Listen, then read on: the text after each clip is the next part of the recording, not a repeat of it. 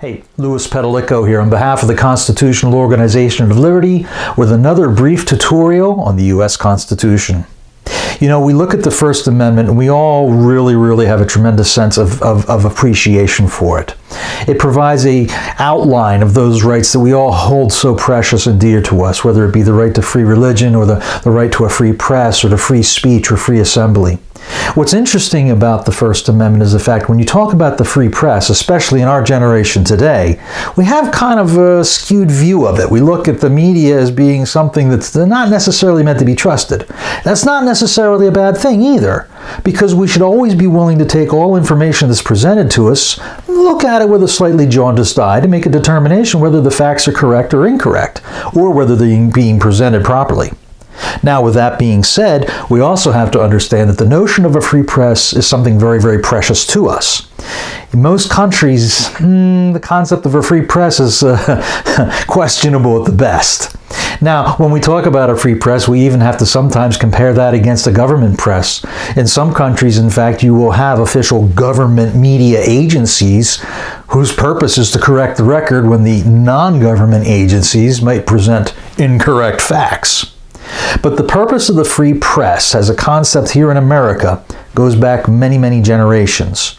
Although interestingly enough, it didn't quite start that way in England.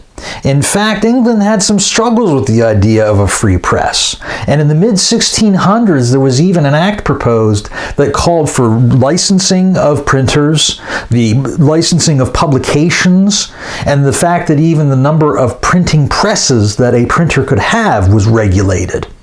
So England had to go through this struggle about how far their press should go because they didn't want to have anything printed that might be heretical or could be something that could be considered to be treasonous.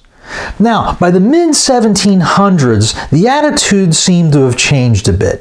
You had more and more writers and thinkers saying, hey, now wait a minute. We've got to give the press a chance to say what it has to say. And there's really no better form of protecting the rights of the people than having a press available to share with them all of the news. Now, that didn't always go very comfortably in the colonies. In fact, there's at least one instance during colonial America where a printing press was shut down because the British governor didn't like what was being printed. But with that being said, our founding fathers adhered to the concepts that were promoted by David Hume and promoted by Blackstone, who basically argued that a free press helps to guarantee a free republic. And so when the First Amendment was finally put on the table by James Madison, that was one of the crucial things included in the First Amendment. The idea that the press should be able to provide information to the people without any form of regulation, excessive regulation, we should say, from the government. Now, that was not a carte blanche. The press could also be held accountable for what it wrote.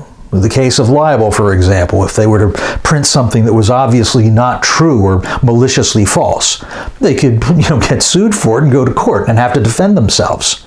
Also, the need to make sure that the sources of the material printed in the media was something that had to be promoted as well, because they didn't want to have just anonymous and unknown or unnamed sources saying things that may or may not be true. So our founding fathers understood that there had to be a fine balance between an open and free press that provided information to the public so the public knew how to act and react, and a media that was a little bit out of control and would always run around and say its own thing. On behalf of the Constitutional Organization of Liberty, this is Louis Petalico, and we will talk to you again.